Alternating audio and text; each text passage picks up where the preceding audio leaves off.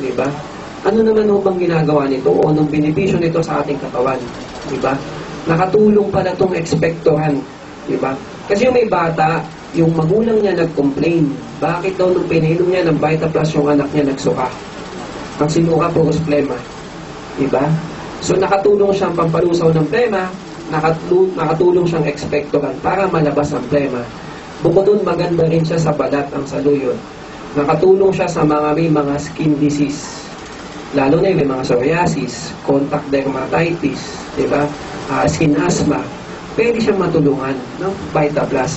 Maganda rin ang vitamin A content ng spinach o ng uray. Ay nabanggit ko kanina, maganda rin siya sa balat, di ba? Ang vitamin A maganda sa balat. So, ano pa siya? Madaming pwedeng matulungan, di ba? Maganda rin siya sa baga. Di ba? Yung mga bronchitis, naririnig niya yung pag-atake. Yung minsan, di ba, nagdadating sa ospital, dyspneic o DOB yung pasyente, nahirapan huminga. So, makatulong siya ma-relieve. Di ba? May mga pneumonia, pwedeng matulungan. Diba? Yun ang ginagawa ng uray. Maganda rin siyang diuretics, pampaihi. Kagaya ng saluyot, maganda rin siyang pampaihi. Diba? So, pwede rin siya kahit sa may mga UTI. Diba? Ano yung pang-limang sangkap? Talbos ng kamote. Para saan mo ba yun?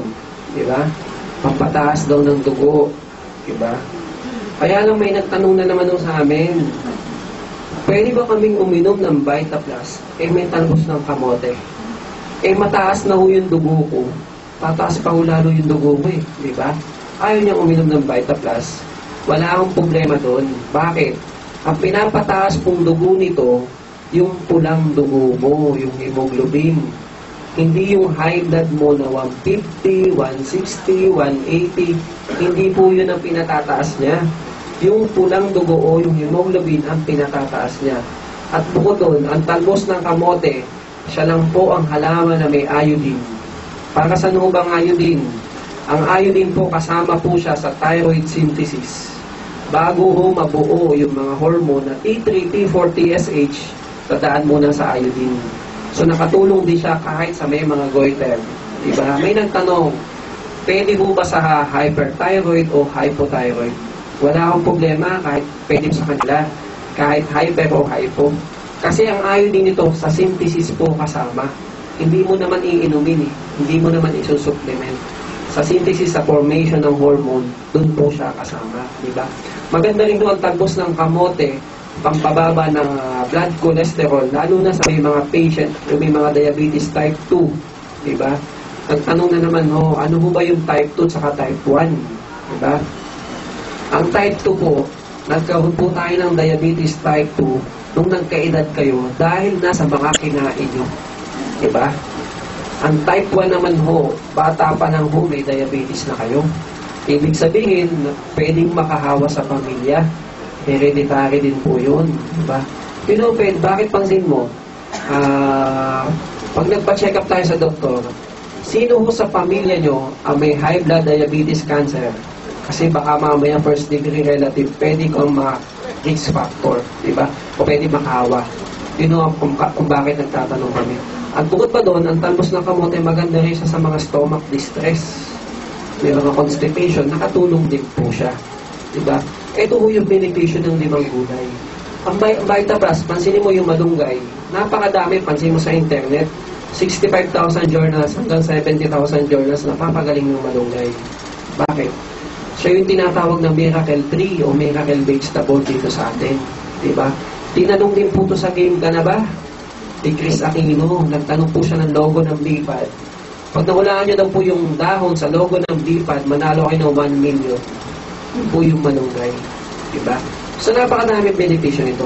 Ang tanong po sa inyo, pag ba nakatunan kayo o na-diagnose kayo may kidney disease, ano bang gagawin natin? Diba dinadialysis minsan? Pag ba nag-dialysis tayo, mahal mura. Mahal, tama, mahal. May pag-asa, wala. Kalimitan dumediretso, di ba?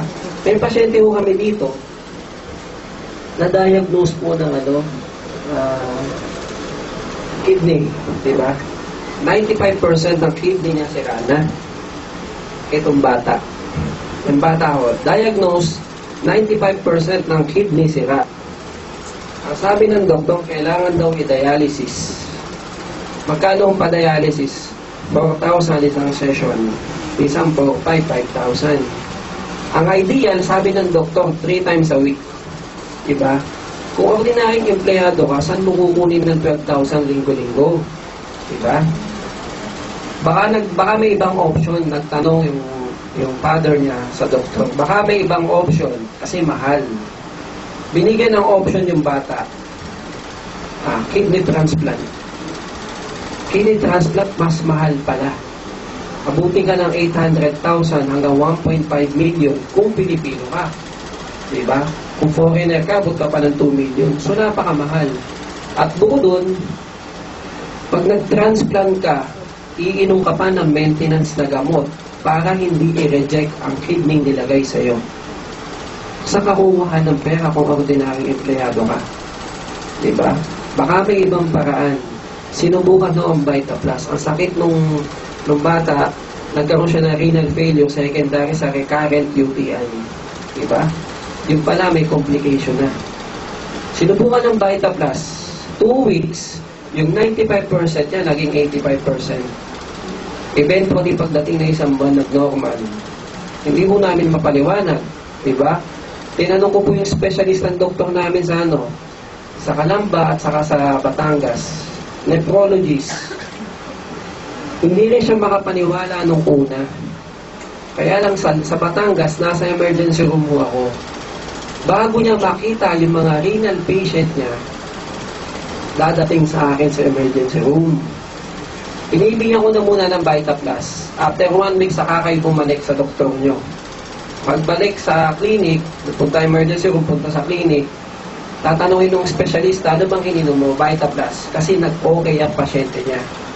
Gumagawa ko siya na sarili niyang study. Bakit? Kasi mayroon din siyang pasyente niya na hindi natuloy i-dialysis. Diba? Kagaya nitong bata, hindi rin natuloy magpa-dialysis. Mayroon din siyang pasyente na hindi rin natuloy magpa-dialysis. Nephrologist na yan. Diba? So, naging dokso na rin siya ng VitaPlus.